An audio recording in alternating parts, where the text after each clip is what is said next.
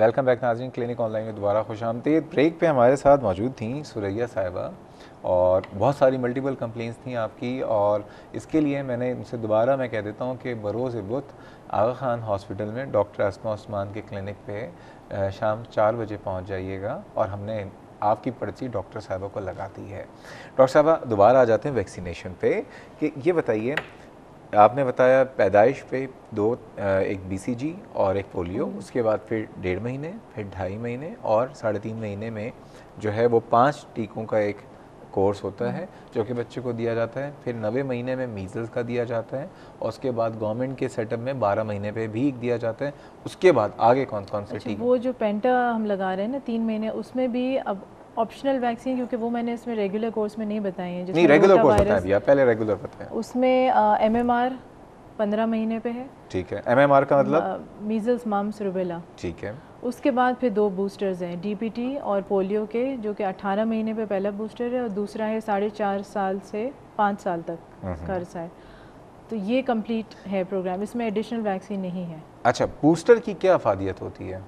वही बात है कि जो मैंने कहा ना कि जैसे 3 वैक्सीन आपको तकरीबन 47-54% देती हैं, जो बूस्टर्स फिर उनको जो इम्यूनिटी बनी हुई है उसको एक तरह से और रीइंफोर्स करते हैं। अच्छा, मिसेस शाह का सवाल था कि इनका फिर वो डीपीटी के लिए सवाल होगा, सेकंड बूस्टर इनका रह गया बूस्टर जो है वो नहीं लगा अभी और बच्चे को। उसमें इम्पॉर्टेंट चीज़ ये है कि अक्सर लोगों के मिस हो जाते हैं, या लोग बाहर चले जाते हैं, या हम ये जो 1.5, 2.5 और 3.5 की बात करें ना, बिलफर्ज कि अगर उसको 2.5 पे नहीं लगा और वो 3.5 में आ रहा है, अब उसको ये भी एक होता है कि दोबारा उसको शुरू की जाए, पूरा शुरू से सीरीज़। इवन हमारे पास एडल्ट भी आते हैं, जैसे हेपेटाइटिस बी के हम कहते हैं 3 इंजेक्शंस हैं, पहला लगा, उसके बाद बाहर चले गए कोई काम से, 1 महीने बाद की डेट थी वो नहीं आए, 6 महीने बाद आ रहे हैं, तो उसमें आपको रीस्टार्ट नहीं करना, वहीं से शुरू करेंगे। ये जो टाइम है ये मिनिमम टाइम है, क्योंकि इतना टाइम लगता है एंटीबॉडीज़ को बनने में, इससे पहले हम सेकेंड डोज नहीं लगाते।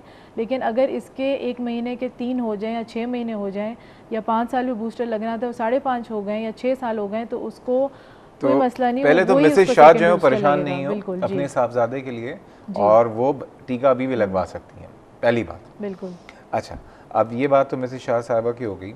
दूसरी बात ये बताइए कि वो बच्चे जिनको कभी ज़िंदगी में वैक्सीनेशन हुई नहीं है, 6 साल, 7 साल, 8 साल के हो गए, 10 साल के, अक्सर आपके क्लिनिक के लिए आते होंगे, मेरे पास भी आते हैं।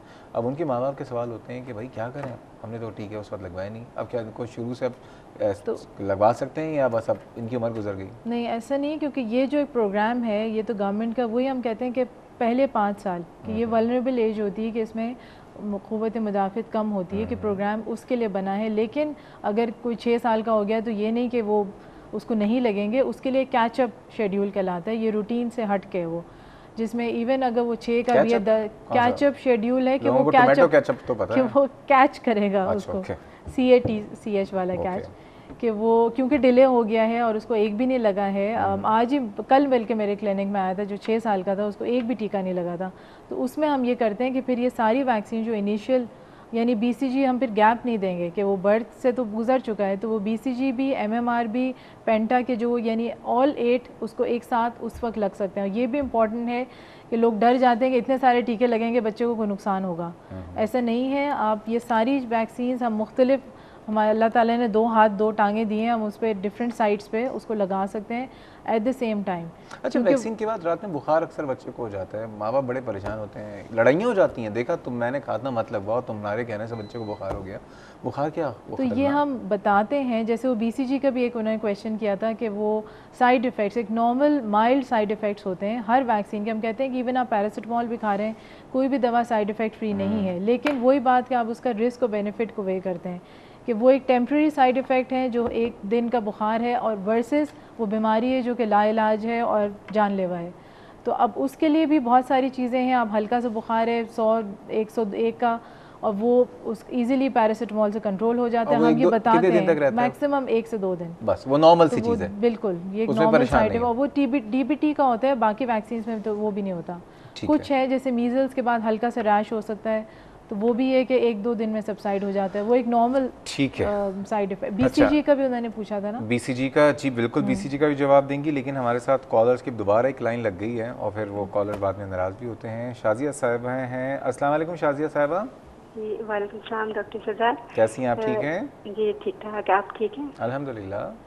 जी मुझे ये पूछना था कि मैंने हेपेटाइटिस बी के इंजेक्शन लगवाए थे, वो 5 साल वाला भी लगवा लिया था।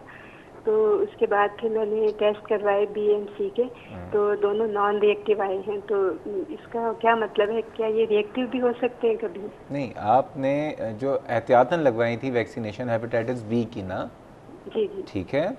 जी। तो कोई मतलब आपको कंसर्न क्या था टेस्ट करवाने का? आपकी फैमिली में किसी को हेपेटाइटिस बी या सी? नहीं नहीं, वैसे ही करवाए थे। वैसे ही करवाया था? जी जी। ठीक है, तो इसका मतलब बिल्कुल सही है। बहुत शुक्रिया अभी कॉल कर। वो तो उनकी डिजीज़ नहीं थी ना। अगर डिजीज़ आपने एंटीबॉडी देखनी हो ना कि आपके वैक्सीन इफेक्टिव है या नहीं, तो फिर उसकी हेपेटाइटिस बी के खिलाफ एंटीबॉडी करवाइए। इन्होंने जो है वो डिजीज़ देखने के लिए डिजीज एंटीजन करा पहली दिया, बात डिजीज़ नहीं है इनका, जो कि कंसर्न अच्छी डिजीज़ बात है नहीं कि है। नहीं है। ठीक है ना, मुबारक हो आपको, डिजीज़ आपको नहीं है, खुश रहिए। और नाज़रीन मज़ीद बात करेंगे वैक्सीनेशन के हवाले से, लेकिन जा रहे हैं छोटी सी ब्रेक में, हमारे साथ रहिएगा।